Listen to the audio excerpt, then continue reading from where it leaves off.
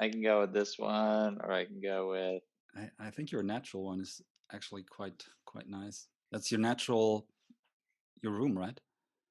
it's my natural habitat. Uh, yeah. No, it's it's an office, but everyone always calls it like a room because I guess maybe the carpet, but Yeah, I get it. All right. All right. Welcome everybody to another episode of Sandhill Road, the show where I talk to mostly VC-backed founders. But today I have the second bootstrapped founder on the show, Andrew Gazdecki. And I know, Andrew, you have this thing with podcast hosts where you don't tell them how to pronounce your second name. Did I hit it correctly? Andrew Gazdecki. you passed. Yes. The most common, it's pronounced Gazdecki, so yes, but the most common one is Gazdecki, Gazdaki. So, but yes, Gazdecki. All my friends call me Gaz. Perfect. So let's talk about your business that you launched to the public last year, MicroAcquire. So MicroAcquire, it's a marketplace for micro-SaaS companies, and it's really not for the venture scale exit, I would say. It's a marketplace that you monetize through the demand side. Quite an interesting model, and you hit some key revenue figures in the last couple of weeks that you shared publicly. But maybe just give us the cliff notes of what MicroAcquire is all about. Yeah, so MicroAcquire is a marketplace where you can buy and sell small tech companies. So a perfect fit for MicroAcquire is a SaaS company doing 1 million or 2 million a year, and they're typically profitable. So maybe they're generating three, four, $500,000 in profit. Typically, no investors, basically like small tech businesses and interesting niches. So I kind of have the coolest job in the world. I'm obviously biased, but I get to see a lot of very niche businesses like CRMs for dentists or a Zoom add on for a very specific use case that is surprisingly very profitable. Lots of interesting like direct to consumer businesses. There's a very profitable coffee for dogs e-commerce store that listed and sold recently. So yeah, and I've also seen like coffee or protein infused coffee. So I get to see kind of this world of startups that I think a lot of people aren't necessarily used to, which is just really niched products and interesting markets, and seeing entrepreneurs make these businesses work. MicroWare helps them exit. Yeah, what I like about it is I heard one person talk on Nathan Latka's show about how he acquired a really small micro SaaS Shopify SaaS on MicroAcquire. He paid like 20, 30,000 for it. And it was for him just a way to sort of get into the water and start surfing, start paddling, start, learning everything about marketing, about, building product, iterating on product. And I think it's a neat way for some bootstrappers to get into this business, not having to, be too clever about reinventing the wheel and being able to hit the ground running in that sense, right? Yeah, I mean, essentially what you're buying is product market fit. So you're buying a product that has existing customers, it has some level of traction. And that's, the hardest part of building a startup is it's turning an idea into something that people will actually pay for. So you're basically, time traveling. You're going from, zero to stage one. Maybe not however you define that. But yeah, if it's got a handful of customers, a working product, there's a lot you can do with that business to potentially grow it, add additional functionality. You have customers that you can turn to for feedback to help understand where the biggest opportunity in the business is. So, yeah, and I'm a big believer that you learn the most by taking action and doing. And so, I know the business that you're talking about and the individual that made that acquisition, and I think it's smart. I'm confident he can grow it and probably have a decent profit from doing so. But more importantly, along the way, learn a lot. Learn not just about SaaS, but about acquisitions and marketing and customer support and features and functionality, and also some of the bad stuff too, like bugs or server downtime. Or I haven't heard any of that happening, but it's inevitable with software companies. So yeah, I mean, just kind of if you don't have an idea, you are able to buy some pretty inexpensive businesses to just learn from on MicroAcquire. Yeah, I absolutely love this, just having had a business before, and even if it has failed, getting these reps in, and learning about how to acquire customers, how to build the product. And I think for this, it's really wonderful pathway with MicroAcquire to sort of acquire a side project that has some level of traction and then build it out. But maybe let's talk about the founder seat. It's now your third time in the founder seat. You're serial founder. You started two businesses before that, business apps, which you grew to, I think, more than 10 million in ARR. Then you also built a blockchain infrastructure app, Altcoin, which was sold to Bank to the Future, which has acquired a couple of other crypto projects. Maybe talk a little bit about your founder journey and how this has really, sharpened your eye for this specific niche marketplace. Yeah, definitely. So first business that was called Business Apps, spelled BIZNESS apps, and that I started that in college. I was 21 at the time. We technically bootstrapped it. I guess we raised about $100,000, but grew to 10 million in revenue. And that was a right place, right time business. It was when the iPhone first came out, obvious solution to an obvious problem in a massive market. And so I feel very fortunate to have been involved in that business and grew that, or was involved in that business for 8 years. And we sold to private equity 3 years ago, pretty much to the day on Monday. I got a Facebook like, here's what you did 3 years ago. And I was like, oh, you sold a company. That was cool. And then after that, life-changing money, Facebook notification. I wish I had that kind of Facebook notification. It feels like a decade ago. And it was a life-changing moment for me. I've mentioned this on other podcasts, but I didn't grow up with a lot of money. And so I started that business with the goal of just being honest to create wealth. And I did. Not a lot, but enough to be comfortable and work on fun stuff. And so that was a life-changing moment for me. And it's so weird when you go through it, and you have this culmination of such a long 8-year journey of working 100 hours a week, and then it finally happens. Because whenever you do a startup, it almost dies 10 times every year. So finally getting to the end, that was a special moment that I will remember forever. And then after that business, I started, like you said, a blockchain trading company. What we really focused on doing was speeding up transactions on the Ethereum blockchain using a framework called Plasma.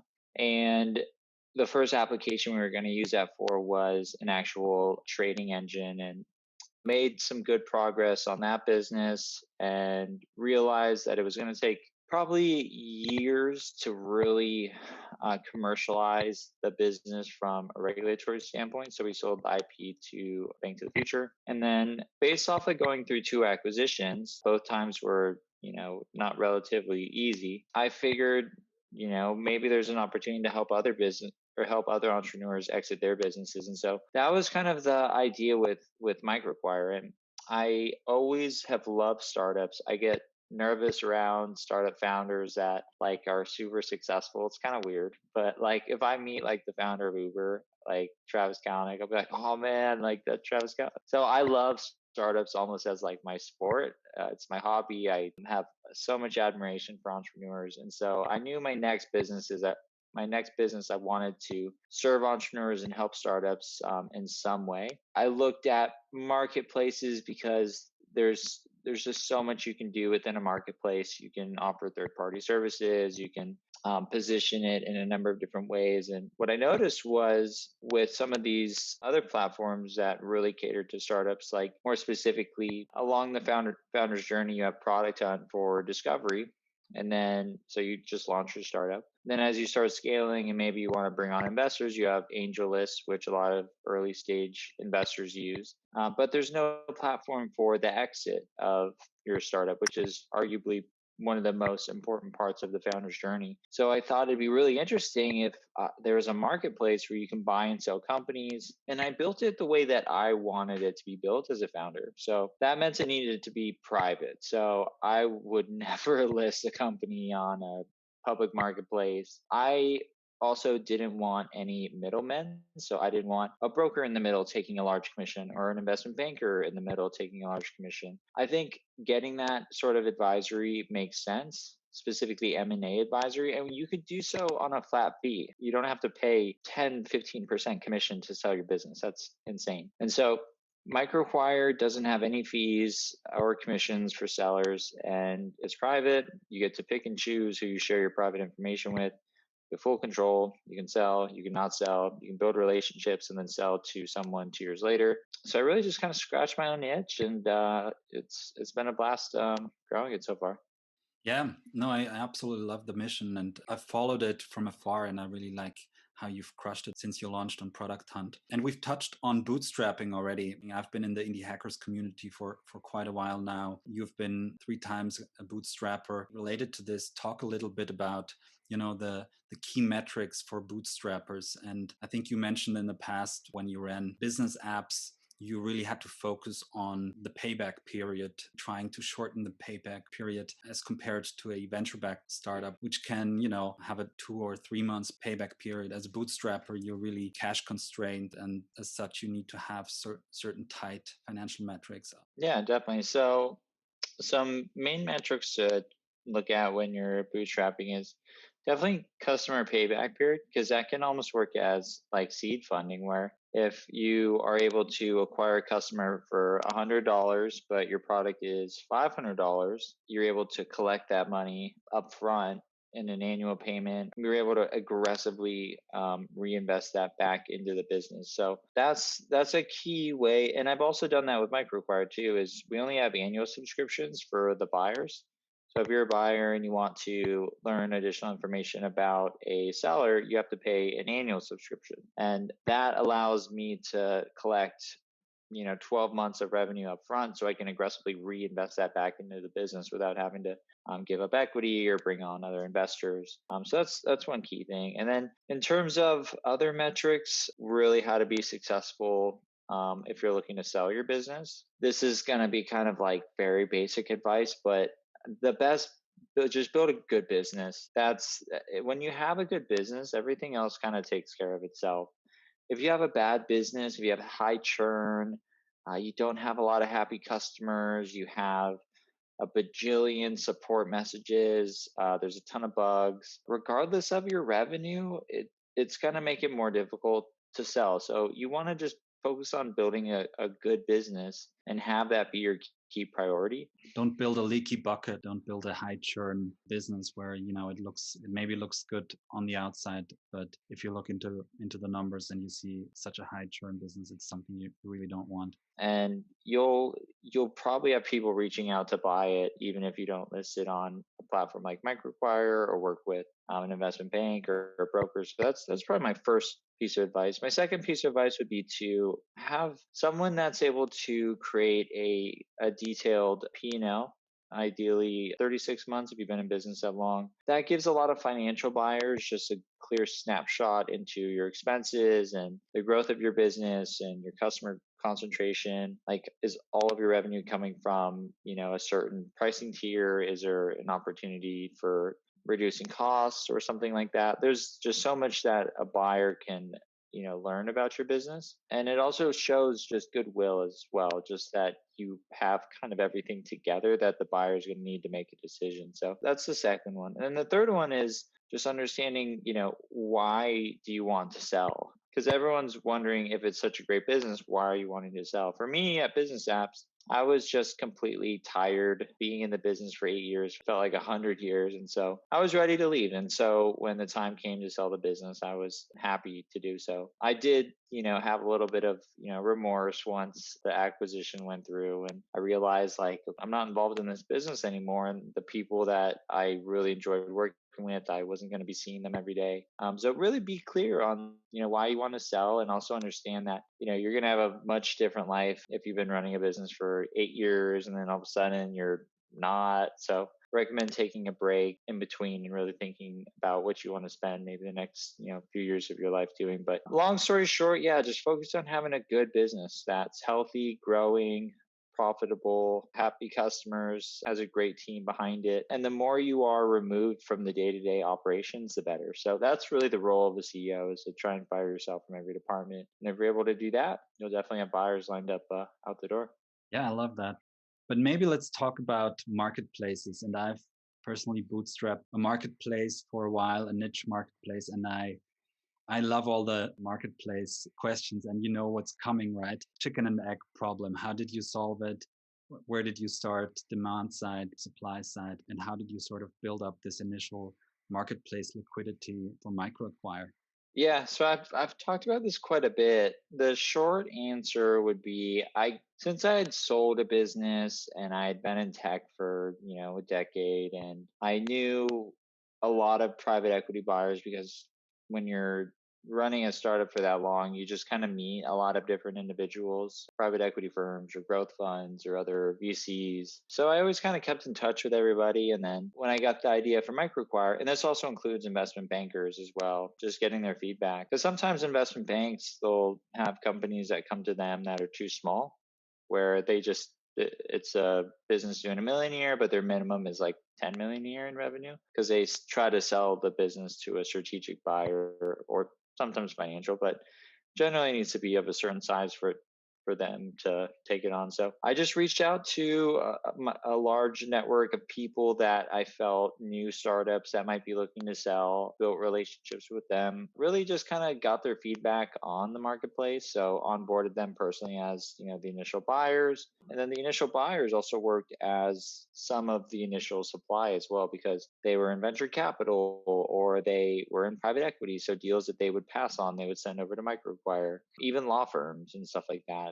And then I started a large cold outbound email campaign as well. So for people I wasn't personally connected with, I cold emailed a couple hundred people as startup founders. So are you interested in potentially selling your business? Has that ever come across your mind? If so, I made a marketplace. It's completely free if you want to test it out. So I got a little bit on both sides, and then I launched on product hunts and got product up to day and a couple thousand users all at once. And that spark kind of just really started everything. And it kind of went sort of viral, which was very surprising to me. I really didn't think the marketplace was going to work. I have a journal that I keep, and every month I write in it. It's not like a weird journal like, dear Andrew, like, I hope you're doing well today. It's just like, this is what happened this month. This is what I think will happen next month. Things I'm concerned about, things I'm grateful for. And in one of the journal entries, December 2019, because I launched MicroAcquire January 2020, I said, hey, like something along the lines of like, really excited about MicroAcquire. I'm not sure if it's going to work, but if it does, I think it'll be really rewarding.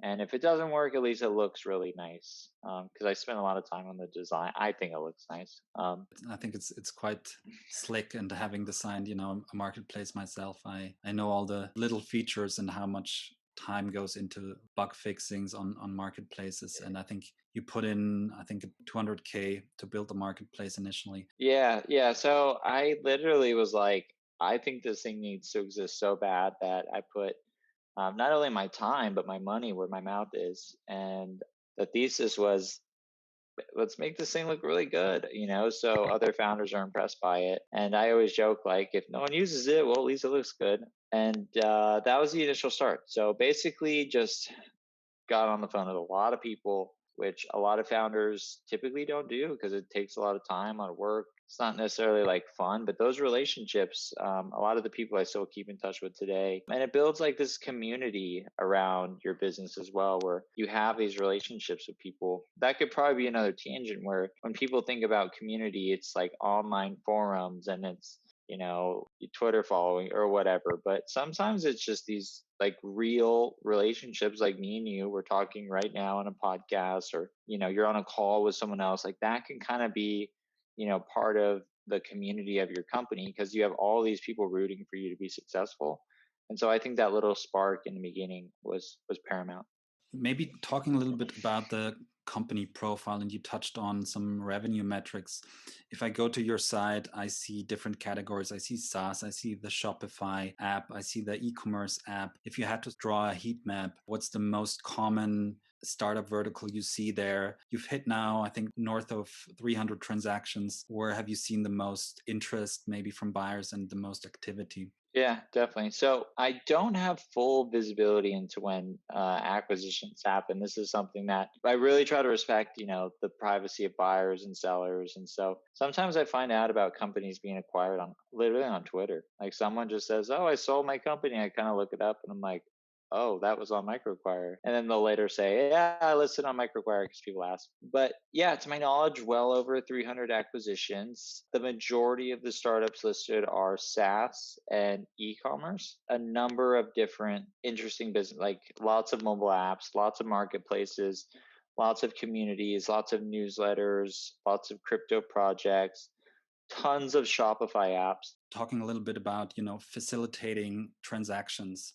And you mentioned that before, that you're not actually facilitating the transactions, so you stay clear of that. And that's quite an interesting model, because on the marketplace side, it means that you basically focus only on the discovery side of things, and that allows you to stay, lean, and not having to, be involved in the transaction, which can be, especially when it comes to selling a business, quite tricky.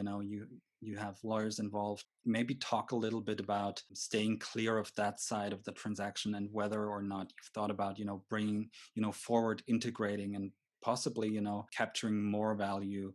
Yeah, definitely. So that's where I'd like to take MicroAcquire next, because you kind of just hit the nail on the head with the problem where acquisitions are complex and tricky. And, right now there's so much opportunity within MicroAcquire to really contain everything on one place. So you feel secure, you feel safe, where you don't have everything in like a Google Drive folder and then you're sharing passwords in like a Notion doc and then you're using the other escrow service and you found a lawyer on this other website, or your transaction is in the millions of dollars and you want some advisory from someone who's sold hundreds of businesses as an M&A advisor. So we're going to be building all those third-party services into MicroAcquire. We've already started. So yeah, it's definitely a lean and mean business as it is today. But I think the larger opportunity is, and again, our goal is to help entrepreneurs get acquired. And part of that is making it acquisitions easier, streamlining the legal docs, giving them easy access to quick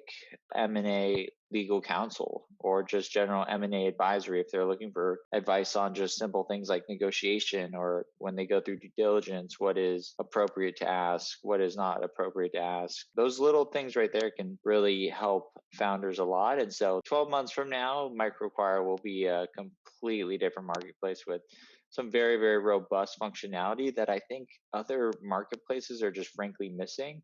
And brokers and traditional investment bankers today are just doing manually.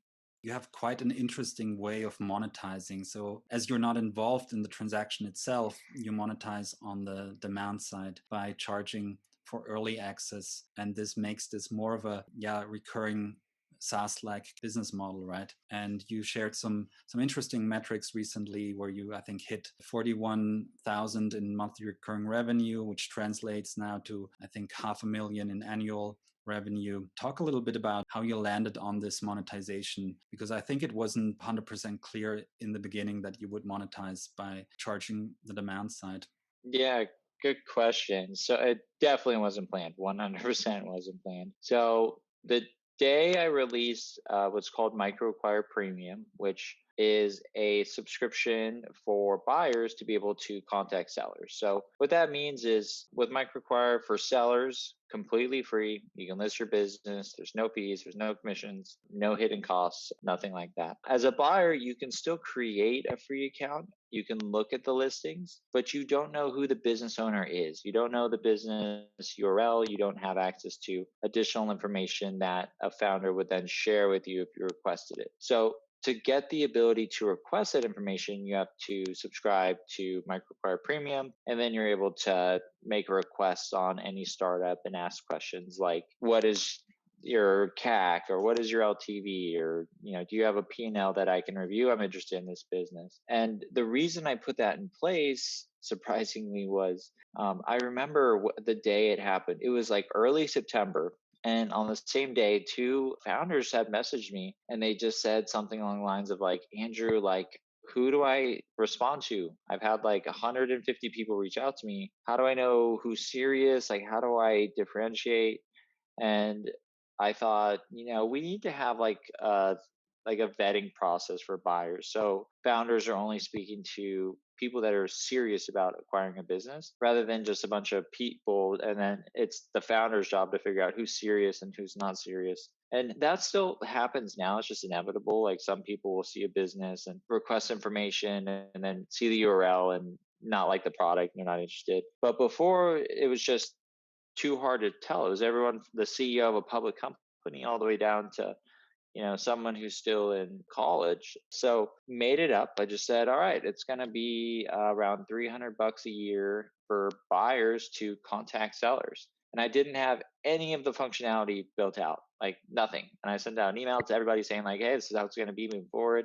And I believe I went from 0 to like 20,000 annual recurring revenue on like the first day. And if you look at MicroAcquire's growth graph, you'll see like a little bump in the beginning and then it goes flat for about 3 weeks. And the reason that happened was I didn't have it built out. So I didn't talk about it after that one email.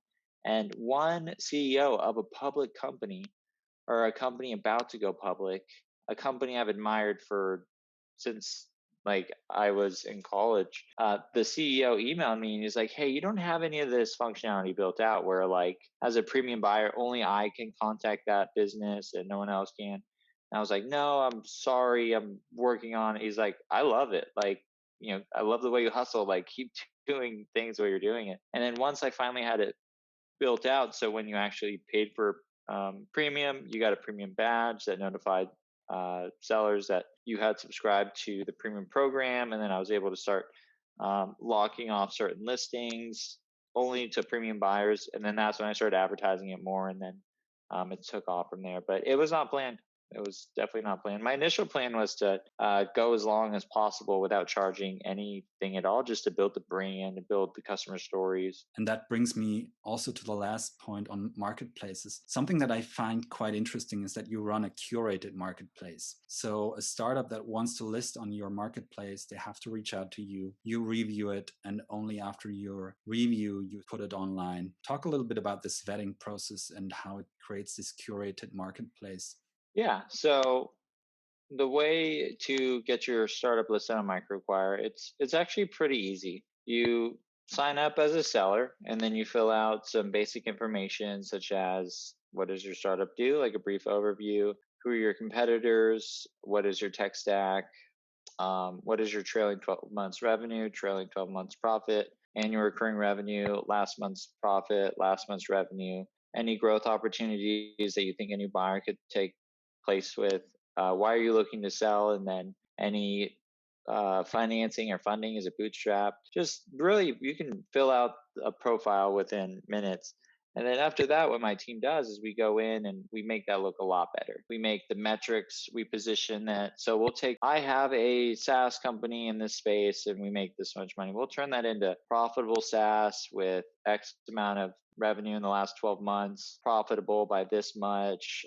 Competitors include these companies to really give buyers enough information that they need to get excited about the business to request additional information to help the seller get acquired. We do that all for free. We also create presentations for sellers as well based on the information that we have, private presentations that they share with buyers that they choose. But the curation part, I think, is really important because there's so many marketplaces today where it's just you spend more time going through just low quality listings.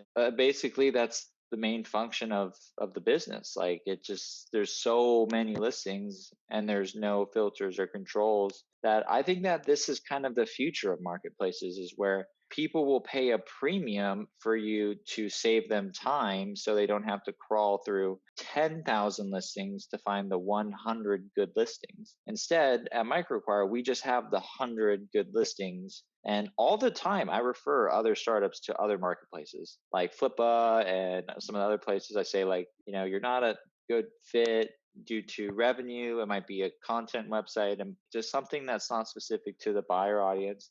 I'll happily refer those to other marketplaces where buyers are looking for those types of businesses. But at MicroAcquire, when you come there, you can expect to see high quality businesses with sufficient information for buyers to hopefully get excited about. But yeah, I think curated marketplaces are very, very interesting because they save people a ton of time. And then in terms of brand, you're known for having high quality listings. I guess another way of putting it is when you try to market or appeal to everyone, you end up appealing to no one. So I try my best to be very specific about only listing startups that I think are interesting, that I could see a buyer acquiring, like seriously acquiring, not just putting it on the marketplace because it's a startup and it has XYZ metrics. And I think other entrepreneurs appreciate that. So it's another way to differentiate the business as well. Interesting.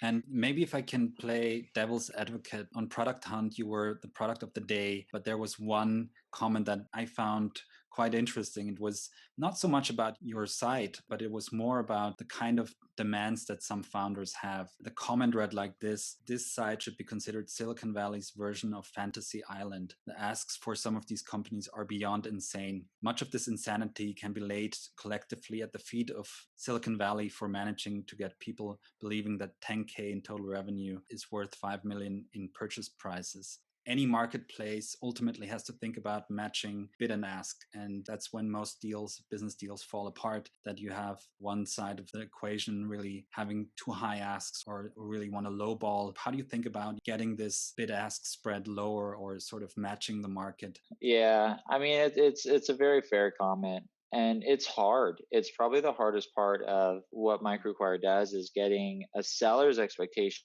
to be in line with a buyer's expectations. One thing that I think's been very interesting to watch is as we watch the stock market hit all-time high, Bitcoin has hit all-time highs. Not today, as of this recording. Private market startup investing valuations everything is at an even like lumber, and people are just confused at why startups aren't selling for, or they're selling for more than say 4 to 5 times EBITDA, which was kind of the industry standard before MicroAcquire. A lot of transactions happen in that range, but the price for pretty much all assets are increasing. So that's a trend I've definitely seen across MicroAcquire, which is great for founders. They're selling their businesses. There's been several businesses on MicroAcquire that have been valued in a traditional manner by some of the largest brokers in the industry, and they'll sell for 2 times the price on MicroAcquire. So that's the market dictating what are these assets really worth. So sometimes I think it's a two-folded problem. One where no one really knows how to predictably value these assets or these businesses because it really depends. I mean, if it's just a strategic buyer, a 10x multiple is not unheard of at all. Maybe on a brokerage site where they kind of push down the price as low as they can get it so they know that the business is going to sell. But since I'm not incentivized to essentially, I don't receive anything if the business sells, I do let founders freely price their businesses as if they believe they have within reason. There are multiple, like what that example in that comment, I wouldn't take that live. So that like 10,000 revenue for what do you say, 5 million? That wouldn't go live on MicroAcquire, but 10x revenue, 20x revenue. I do try my best to point founders in the right direction with kind of guides of evaluating their company that I've written, but it is ultimately up to the founder. You know, when I was running business apps, I never had a price. I just had opened offers, and that was my price, open offers. It's a fair comment that you make that you're really not involved in the price setting. And that brings me maybe to a last point on the murky industry that you're seeking out to disrupt, which is this business broker industry. Talk a little bit how the standard process has been run so far in this industry. I think there's some good brokers in the market, but some of the bigger ones charge 15% to sell a business if it's under, I believe, 2 million in revenue. That's the size of a seed round. So that's insane, in my opinion. Absolutely insane. And the reason they're able to charge that price is they're kind of the only shop in town. There's one or two reputable brokers that specialize in software businesses, and most brokers traditionally sell Main Street businesses like restaurants or laundromats. I saw that and I said, this is ridiculous. Like, you do not deserve like a couple $100,000 for this amount of work. And typically the process is, you know, they look at the business, they'll look at the P&L, they'll do a little bit of cleanup on the P&L. What that means is they'll do add backs to get to the discretionary earnings, and they'll add a multiple on the business, and they'll say, we have this very complicated valuation strategy, but really what they do most of the time is And you could see all closed listings on most brokerage sites, and you'll see most multiples are like 3 to 5. So they usually just go 3 to 5 as your valuation through our scientific thing. And that's, that in certain times in market history, that might not be the market rate. That could be below market rate. And so, but they're incentivized to, if they can sell a really good deal to a buyer, they still take their 15% commission. So, they're more inclined to sell at a lower price than at a higher price. Because if they have to push really hard for another $100,000, as long as they just get the deal done, the delta between 15% on $100,000 on a $2 million deal, they probably just want to get the deal done. I think brokering is just a very laborious an expensive way to sell your business at a low price. And so MicroAcquire is disrupting that by allowing you to meet buyers in days, not months, allowing you to really feel out the market in terms of how is the market truly valuing your business rather than just what is a broker saying your business is worth, and then also avoiding large commission fees. And then if you have a lot of interest, you are under no pressure to sell. There's no exclusivity or anything like that. In terms of other marketplaces, no other marketplace really focuses specifically on startups. Lots of marketplaces are kind of very akin to Craigslist, where you can buy anything from a domain to a starter website to a WordPress blog. And it just creates this user experience that if you're trying to appeal to everybody, you're going to appeal to no one. And I think there's a very, passionate group of buyers that are serious buyers that are looking for real assets and real companies to acquire.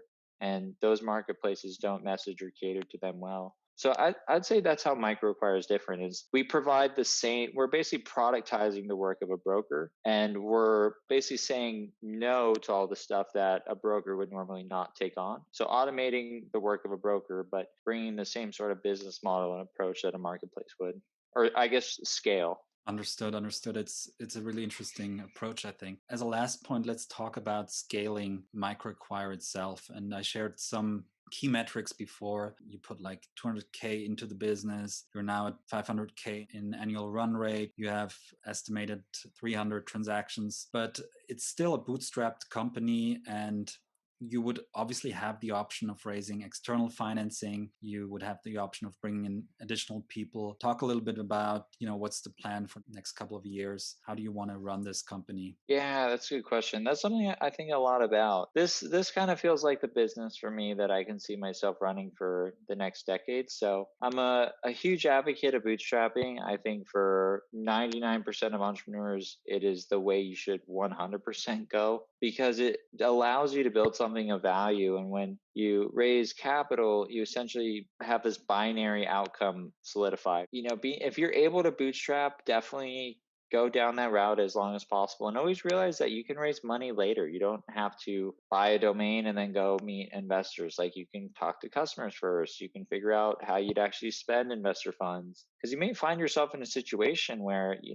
you wanted to bootstrap, you started growing a little bit, and you go, wow, this is opportunity 100 times bigger than I thought. And that's a perfectly okay reason to go and meet with investors and build significant business. A really interesting point that you're raising here, that if you see that the problem space is so large and the problem that you're addressing is so large, for business apps, you had term sheets from some of the leading Sandhill Road firms and you decided to sort of keep bootstrapping. But maybe for MicroAcquire, things can be different, and you say, this is such a huge problem. And if I want to sort of go capture more of the value chain, like facilitating the transaction itself, this will be a capital intensive play, and then you might end up wanting to raise after all. Yeah. And I candidly, I have thought about that. Yeah. With business apps, the reason I didn't raise money was we were so profitable, and I didn't want to give up the opportunity to sell the business for 10, 20, 30, whatever amount, and go after the $1 billion exit when, as a kid